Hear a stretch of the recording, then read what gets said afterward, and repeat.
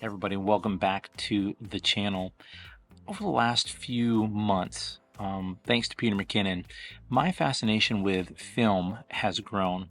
Now, he put out a video in 2023 talking about that he was going to be shooting only film, and I immediately went and bought a Canon F1 and quickly realized I was a little out of my depth. So recently, I've picked up cameras like this IL Ford Sprite 35 Mark II, this Kodak i60.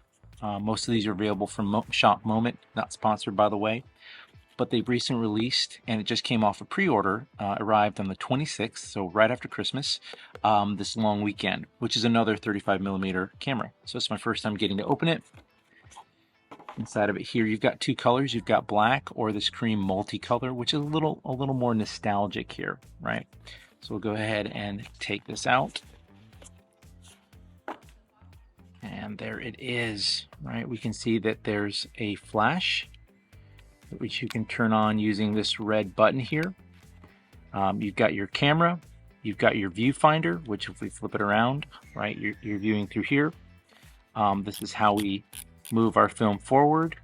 If we go to the top, obviously we've got our button to press and take pictures. And if I lift this up, this is for winding or removing your film. You'll see that there's also a small, and I know it's hard to see, but there is a small little counter here so you can see how many you've got. One of the unique features of this camera versus, say, even the Kodak here, not hating, just saying, is this actually has the ability for me to mount it to something. So that's really cool. Can't wait for Small Rig to put out a rig for this. Just joking, that's not really ever going to happen. But on the side here, you'll notice that there is a way to release your film. Right? There we go. You can pop it open. Your film will go right here. And then you will carefully attach it to these little gears, if you will. So that you can wind it and get it really set up so you can start taking your pictures.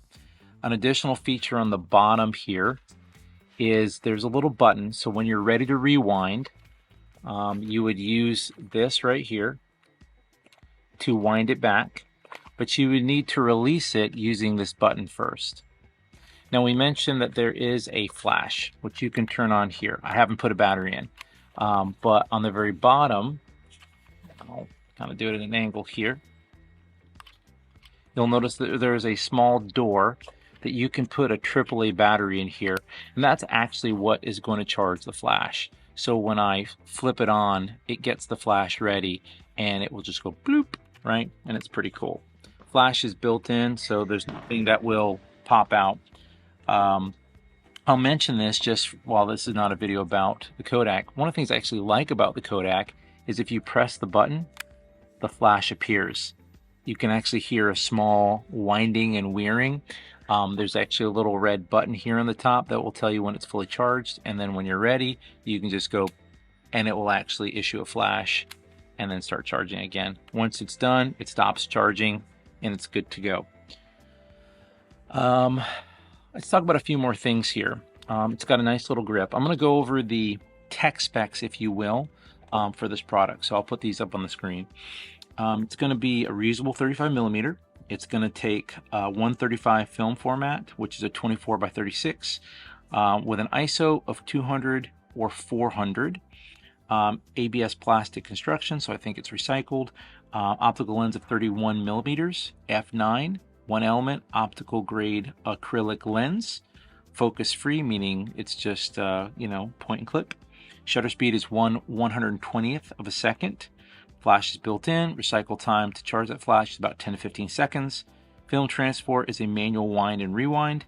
Film viewing window, which I talked about. Viewfinder field, which is 70% of what you're going to take your picture of.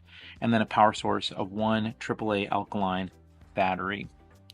So when it comes to film, I'm getting into this. So I would love to know if you are a veteran film or photographer.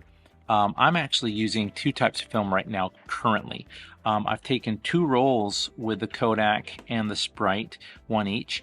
I haven't got them exposed yet, so I have no idea what good, bad, or ugly, but I'm using the 200 36 exposure Color Plus. So I'll put a link for that in the description below. I've also got, and I have not used yet, the 400 ISO 36 exposure Kodak Ultra Max. Now these were some of the more cost effective because I'm just getting into this and I wanted to see how they turn out. But I do know that the type of film that you use, the exposure that you have on it, is definitely going to determine the look and feel of it. So I wanted to make a note about the current film. Let me know if you are using 35mm or any film camera, what film you are using, why you're using it, and maybe a link so I can check it out. I'm definitely interested. Let me give my final thoughts on this camera and just these cameras in general. If you're looking to get into film and you want this easy point and click, this is a step above the disposable and maybe a couple steps because it comes in at about 50 bucks. So it's a very low investment. You'll end up spending way more on film and getting it processed than you probably will on the camera itself. What's nice about it, it's reusable. So you grab a couple rolls if you want to go on a quick weekend getaway and you want to get that filmic look, literally. This is the way to go. These are super lightweight. This feels good in my hands. Honestly, between the Kodak and the Sprite feels the lightest. This one honestly feels the heaviest, and in that regard, between the rubber and the feel, I actually like that. Haven't had a chance to use it yet, but I think I'm loving it. Between the cameras, I noticed that this one has a very colorful red button, and I like it. Each one depresses very similarly, and so they're all pretty much the same, but this one has a little bit more sort of pushback, if you will, so it's got that higher quality feel to it.